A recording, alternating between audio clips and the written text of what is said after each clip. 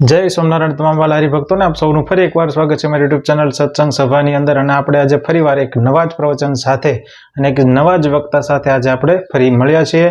આજના આ પ્રવચનની અંદર વક્તા છે પૂજ્ય કેપી સ્વામી અને ખૂબ મજા આવે એવું પ્રવચન, જોક્સ, આનંદ અને મનોરંજનથી ભરપૂર પ્રવચન લઈને આવ્યા છીએ। અને સાથે જીવનમાં જે ઉપયોગી વાત કે એવા 5 નિયમો હોય છે કે જે જીવનને આપણે સુધારી શકીએ છીએ નિયમો અપનાવવાથી। તો એ કયા નિયમો છે એ પણ વાત આજે આપણે આ વિડીયોની અંદર વિસ્તૃતથી શીખીશું। તો વિડીયો સંપૂર્ણ જુઓ। જો વિડીયો ગમે તો વિડીયો લાઇક કરો, વિડીયો શેર કરો અને ચેનલને સબસ્ક્રાઇબ કરો। તો આવો આજનું આ પ્રવચન શરૂ કરીએ પૂજ્ય કેપી સ્વામીનું। જોક્સ, મનોરંજન અને મિમિક્રી અને ખાસ જે સરદારજીના જોક્સ છે એ તો સાંભળવાની બહુ જ મજા આવે એવા જોક્સ છે। તો વિડીયો સંપૂર્ણ જોજો। તો આવો આજનું આ પ્રવચન શરૂ કરીએ। જય સ્વામિનારાયણ। એના જે પ્રાઇવેટ સલૂન હોય ને બધા એ બહુ રોયલ હોય, એ બધા સલૂન ભેગા કરીને ઇન્ડિયન રેલવે આ ટ્રેન શરૂ કરી છે। એનું નામ જ છે the palace on the wheels. એમાં એક NRI સરદારજી પરદેશથી આવ્યો, જર્ની કરતો હતો। હવે એ ટ્રેનમાં છે ને આ મોટું જબરજસ્ત આમ બેઠક ન હોય, આપણે જેમ ચેરકાર જેવું નહીં, તમારે સુવાનો પલંગ હોય, એટલે કે નાનો બહુ મોટો ઘર જેવો નહીં। પછી ડાઇનિંગ હોલ મોટો જબરજસ્ત, પછી અંદર તમારે બિલિયર્ડ રમવું હોય અને પુસ્તકાલય હોય, નાનું થિયેટર હોય અને બધી સર્વિસ તમને એવી આપે ને જોવે એટલો અનલિમિટેડ તમને આલ્કોહોલ છે, બીજું ત્રીજું માગો એ મળે। અમે એક સરદારજી જર્ની કરતા હતા, એ બહુ બિયરના શોખીન હતા, તે બિયર પીધે રાખે ને આ ટ્રેન કેવી દિલ્હીથી ઉપડે પછી મોટા મોટા સ્ટેશન કરે, ફ્લેગ ન કરે એમ વડોદરાથી વિશ્વામિત્રી પછી કરજણ ને ફરજણ એવું નહીં, મોટું મોટું જ પકડવાનું। એમાં સરદારજી બિયર બહુ પીધો, પછી એને છે ને મેઈ ક્વાર્ટર લાગી નંબર 1। અને એ જે કોચમાં જતો હતો એ મૈસૂરના મહારાજાનો હતો। મૈસૂરનો મહારાજા વાડિયાર ગણાય, કોણ ગણાય? અને બહુ રોયલ કોચ હતો। તો એ જેવા આમ બાથરૂમમાં ગયા અને આમ હેન્ડલ આમ ઘુમાયું આમ એ બાથરૂમમાં છે ને એક ફૂલ સાઇઝનો મિરર હતો, ફૂલ સાઇઝનો। એટલે સરદારજી આમ હેન્ડલ ઘુમાયું, ઓ સોરી સોરી સોરી સોરી। એટલે સરદારજી પાછા સીટ પર બેસી ગયો, ઓ કોઈ આદમીને ઓક્યુપાઈડ કરકે રખા હૈ। અડધો કલાક પછી તો એને પછી બહુ જ લાગી પાછી, કારણ કે આ બિયર તો પાછું આટલો બધો પીવે, એક તો સેન્ટ્રલી એર કન્ડિશન ગાડી એમાં પીધે રાખે ને પછી તો જવું તો પડે। એટલે અડધો કલાક પછી પાછો ગયો અને આમ હેન્ડલ ઘુમાયું, ઓ સોરી સોરી સોરી સોરી। અને પછી એક એટેન્ડન્ટ આવ્યો, એ રેલવેમાં અમુક એટેન્ડન્ટ હોય તમારી સેવામાં, એટેન્ડન્ટ સરદારજી હતો। એણે આ જે પેસેન્જર હતો ને, પેસેન્જર એને કીધું કે સત શ્રી અકાલ, તો કે સત શ્રી અકાલ। तो अटेंडेंट ने पूछू पैसेंजर ने, आपको कोई तकलीफ? अरे तकलीफ के सिवाय है क्या यहाँ? पहले के बोलो क्या मैं आपको क्या मदद कर सकता हूँ? ताकि मदद की बात छोड़ो, इतनी महंगी ट्रेन में हम घूमते हैं, $200 देते हैं, लेकिन एक आदमी 2 घंटा से टॉयलेट ऑक्यूपाइड करके बैठा है, तो हमारा नंबर कब लगता है? पहले के सरदार जी जो इतनी महंगी ट्रेन में घूमते हैं वो थोड़े टॉयलेट में बैठने के लिए घूमते हैं, लेकिन आपकी जो शिकायत है उसमें क्या सत्य है वो देखने के लिए मैं जाता हूँ। એટલે એટેન્ડન્ટ જે હતો ને સરદારજી એ ગયો, એને પેલું બાથરૂમનું બારણું હેન્ડલ ઘુમાયું, ઓ સોરી સોરી સોરી સોરી। પછી એ પેસેન્જર પાસે આવીને કીધું कि माफ करना गुरुचरण सिंह, हम उसको कुछ नहीं कह सकेंगे, वो हमारा गवर्नमेंट का आदमी है।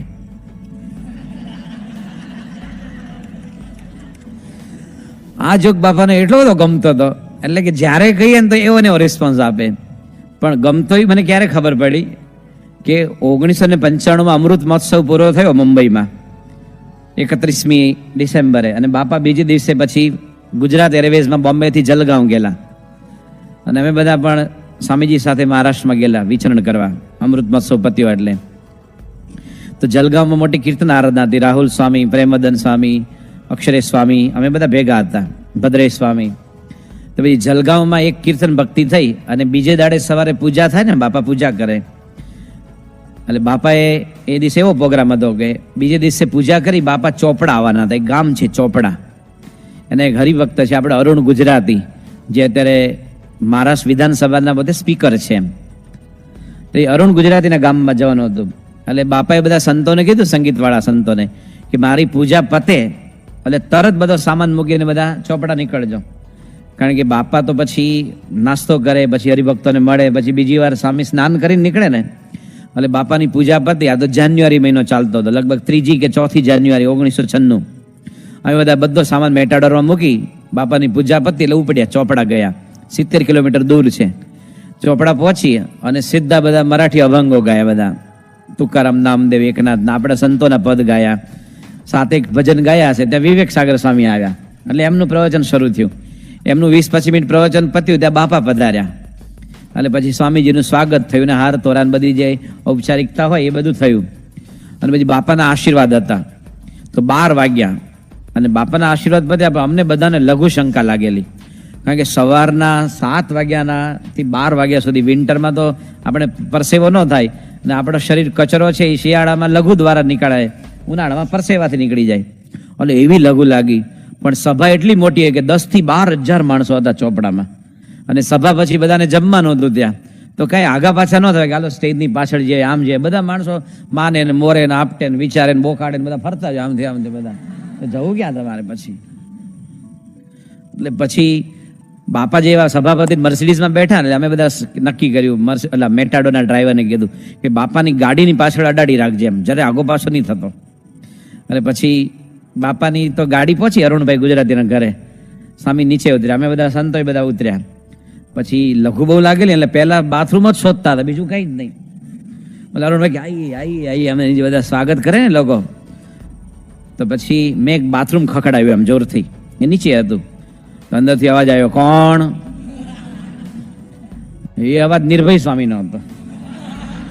બાપાના સેવક હતા ને, એ બાપાને લઘુ કરવા અંદર લઈ ગયેલા. એટલે મને તો આમ બાપા અંદર હતા. એટલે પછી એક સામે એક બીજું મકાન હતું, એનું જે ઓસરી હતી ને એનું મકાન બહુ જૂનું ગણાય, 150 વર્ષ જૂનું અને બહુ સારું ગણાય છે સ્થાપત્ય. એટલે સામે 2 માળનું મકાન હતું, ત્યાં હું લઘુ કરવા ગયો. લઘુ કરીને નીચે ઉતર્યો ને તો બાપા બાથરૂમમાંથી આમ ફ્રેશ થઈને એમ એટલે કે હાથ પગ ને બધું મોઢું બધું ધોઈ સામે નીકળતા હતા. તો હું આમ જેવા સામે આવ્યો ને તો બાપા કે કેપી સોરી શું કે સોરી. એટલે કે 1983માં જે જોક્સ કીધેલો જોક એ મને 13 વર્ષ પછી એક્ઝેક્ટ એ જ એક્શનમાં, જે 13 વર્ષ પહેલા હું બોલતો ને સોરી પછી આમ જમતા આપણું હૃદય થોડું આમ ગળગળું થઈ ગયું કે આપણો એક સામાન્ય જોકને 13 વર્ષ પછી સામી આવી રીતે યાદ રાખે. આપણા ગુણ અવગુણ તો યાદ હોય, પણ આવો એક નાનો જોક યાદ રાખવો એ પણ એ ટાઈમે પાછો આપવો. તો એમ કરીને આ જોક બહુ મહત્વ નથી, પણ મોટા પુરુષ ઘણીવાર હસતા હોય ને એ આપણે સ્મૃતિ આપતા હોય છે. કારણ કે એ તો નિજાનંદી છે. કેવા છે?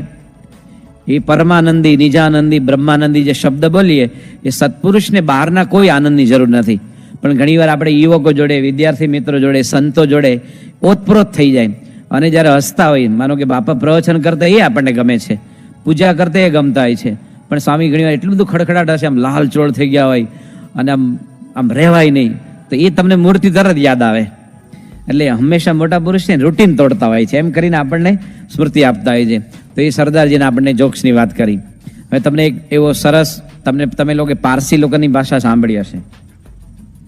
પારસી હોય ને એ લોકોની ભાષા બહુ મીઠી હોય.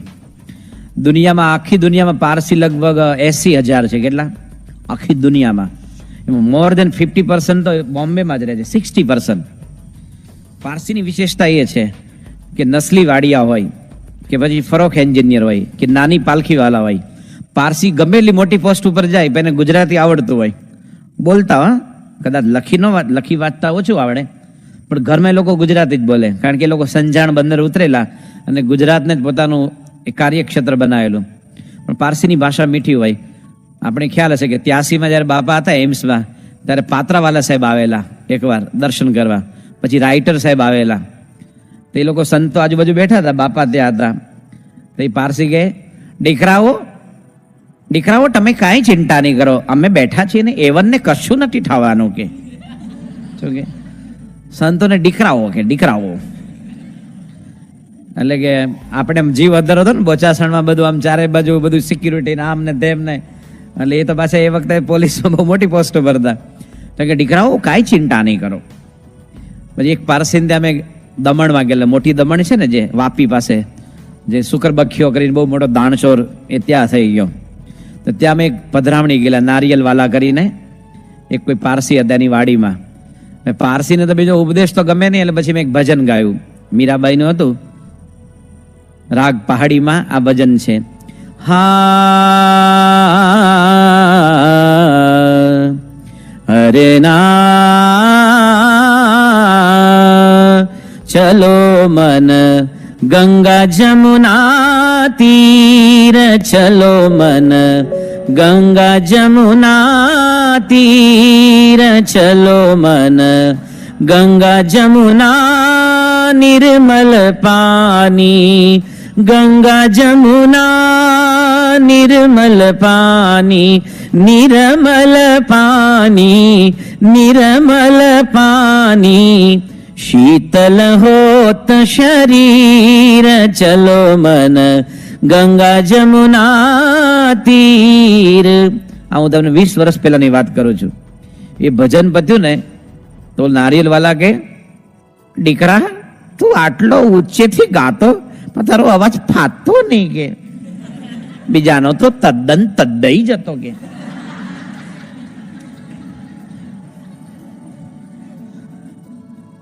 બીજાનો તો તદ્દન તદ્દઈ જતો કે. તો એ પારસી લોકોની ભાષા, એક પારસી હતો, એનું નામ હતું પેસ્તનજી બુહારીવાલા. બુહારીવાલા છે કોઈ? પેસ્ટનજી છે, તો નામ બદલી રાખો, રુસ્તમજી રાખો. હા, પેસ્ટનજી બુહારીવાલા.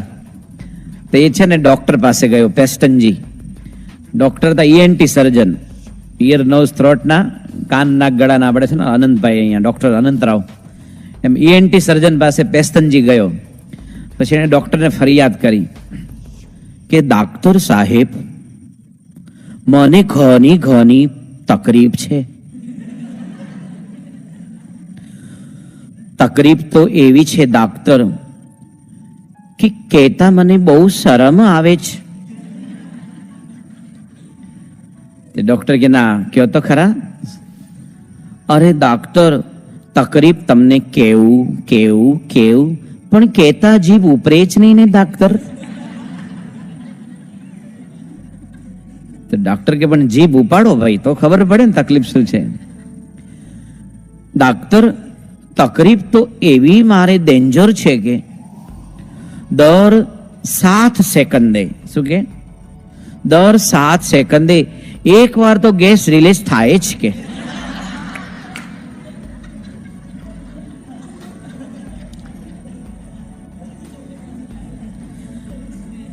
પણ ડોક્ટર ખોડાઈની કૃપા, શું કે મુસલમાનો ખુદા કહે છે, પારસી લોકો ખોડાઈ જી કે, શું કે જરતરોજ ને ખોડાઈ જી કે ખોડાઈની કૃપા કે ગેસ રિલીઝ થાય જ ત્યારે ધરાકો બી નહીં થાય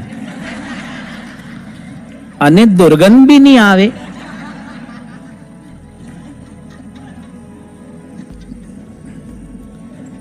પણ એની હાવ ડોક્ટર એન્વાયરમેન્ટ તો બગડે ના. હું તમુની સાથે વાત કરું છું ને મને 7 વાર ગેસ રિલીઝ થયો છે, તમુને ખબર બી નહીં પડી હતી ડોક્ટર કે. એની તમુ દવા કરો ની.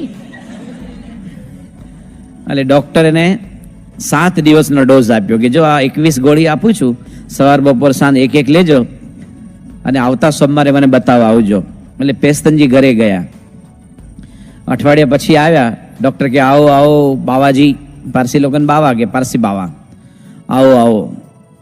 પછી પૂછ્યું કે શું પારસી બાવાજી તકલીફમાં કોઈ ફરક?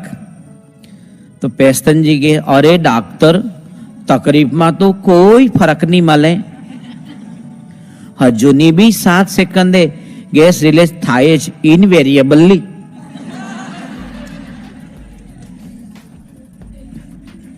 પણ હવે તો તકલીફમાં એડિશન થયો છે કે. ડોક્ટર કે એડિશન થયું, વધારો થયો? શું થયું? કે ડોક્ટર હવે તકલીફમાં તો એડિશન એ થયો કે હવે તો ધરાકો બી થાય છે, જે પહેલા તો નહોતું થતું કે. તો ડોક્ટર કે good news, good news, good news, સારા સમાચાર, સારા સમાચાર. અને પારસીની ટાંકી ફાટી. અરે તું તો ડોક્ટર છે કે માનસનો છે કે ધોરનો છે કે? મારી તકલીફમાં એડિશન થયો એમાં તારે મોટો ગુડ ન્યૂઝ શું છે કે? તો ડોક્ટરે કીધું કે પેસ્તનજી, હવે જોક સમજવાનો આવે છે. ડોક્ટર કે પેસ્તનજી, તમારા કાનનો પ્રોબ્લેમ સોલ્વ થયો, હવે નાકની દવા શરૂ કરીએ.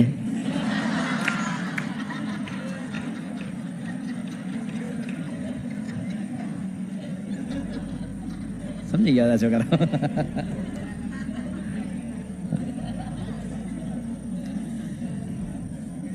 તમારા કાનનો પ્રોબ્લેમ સોલ્વ થયો, નાકની દવા શરૂ કરીએ.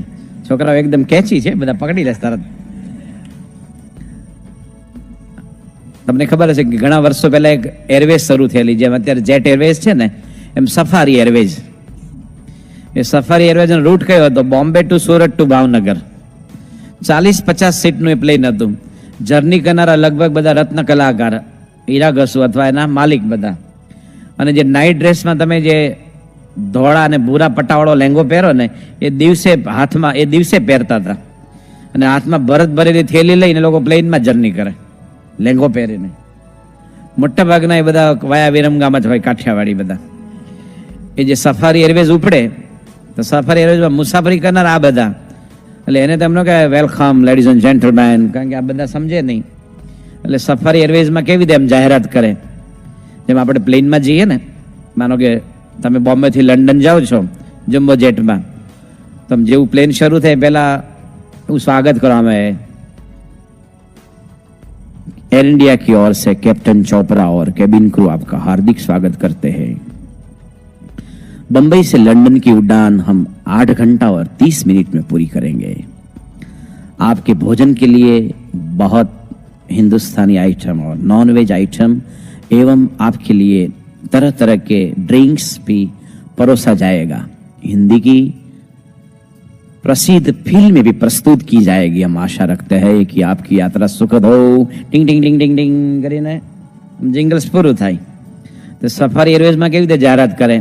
એ ભલે પધાર્યા બાયડા અને બાયડીઓ, most welcome ladies and gentlemen, કે ભલે પધાર્યા બાયડા અને બાયડીઓ. થોડી વારમાં આપણું બલૂન ઊંચું થશે. ભાઈ બલૂન તો રાઈટ બંધુએ શોધેલું. બલૂન ઊંચું થશે, ઊંચું થયું ને વહેતું થાય કે. અને 20 મિનિટમાં સુરત પૂગ્યા, સમજો. તમારા માટે બાજરાનો રોટલો, રીંગણાનો ઓળણ, ડુંગળી દડો તૈયાર છે. જેને ખાવું હોય ખાય, ન ખાવું મૂકી રાખે. થેન્ક યુ હો, ડીંગ ડીંગ ડીંગ ડીંગ, પૂરું થાય.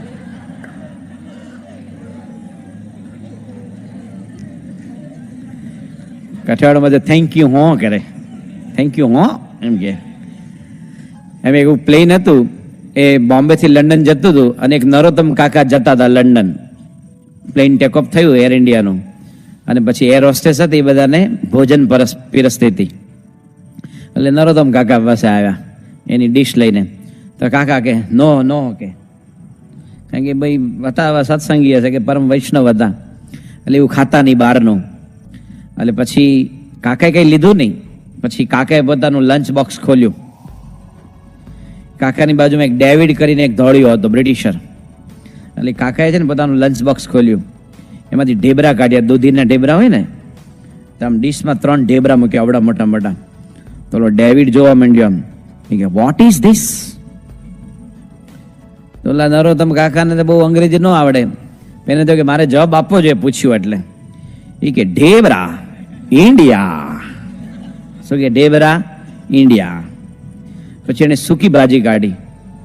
તો દોડ્યો ડેવિડ કે વોટ ઇઝ ધીસ? તો એનું પ્યોર અંગ્રેજી કર્યું કે ડ્રાય પોટેટો વેજીટેબલ, કે સૂકી ભાજી. આવું અંગ્રેજી થાય કોઈ દિવસ? તમે કોલેજમાં ભણો છો, તમને અત્યારે તમે આર્ટિકલ વાંચ્યા હશે કે જે આઈટીમાં જાય છે, કોમ્પ્યુટરમાં જાય છે, એમાં આજે પરદેશમાં વધારે ચેન્નાઈથી જાય છે, હૈદરાબાદથી જાય છે, મદ્રાસથી જાય છે, બેંગ્લોરથી જાય છે. આપણા ગુજરાતી છોકરાઓને જવામાં વાંધો નથી, પણ અંગ્રેજીના ફાફા છે. એકવાર સ્વાગત છે મારી યુટ્યુબ ચેનલ. અંગ્રેજી બોલે એવું ને કે ઓલા અંદર કે રાખવા જેવું નથી. હાસ્ય, મનોરંજન અને કોમેડીથી ભરપૂર પ્રવચન લઈને આવ્યા છીએ, કારણ કે વક્તા છે પૂજ્ય આચાર્ય સ્વામી. આપ સૌ જાણો છો કે આચાર્ય સ્વામીના પ્રવચનની અંદર કોમેડી, જોક્સ અને મનોરંજન તો ભરપૂર હોય, પરંતુ સાથે જીવનમાં અમુક ઉપયોગી વાત પણ હોય છે કે જે આપણે અપનાવવાથી આપણું જીવન શ્રેષ્ઠ બનાવી શકાય છે. ટૂંકમાં કહીએ તો જ્ઞાન સાથે ગમત વાળું આજનું આ પ્રવચન છે. વક્તા છે પૂજ્ય આચાર્ય સ્વામી, અને ખાસ એમાં જે એક સરપંચની વાત કીધી છે કે એનું માનસિક કેવું હતું, માનસિકતા કેવી હતી, કે એકની એક વાત વિચારવાથી એ કેટલો બધો દુઃખી થતો હતો, પરંતુ એનું જે સમાધાન છે એ માત્ર એક લાઈનમાં હતું. એ બધી વાત આજે આપણે વિસ્તૃત આ પ્રવચન અંદર શીખીશું. તો વિડીયો સંપૂર્ણ જુઓ. જો હજી સુધી ચેનલને સબસ્ક્રાઇબ નથી કરી તો પ્લીઝ ચેનલ સબસ્ક્રાઇબ કરો, વિડીયો લાઈક કરો, વિડીયોને શેર કરો. તો આવો આજનું આ પ્રવચન શરૂ કરીએ. જય સ્વામિનારાયણ.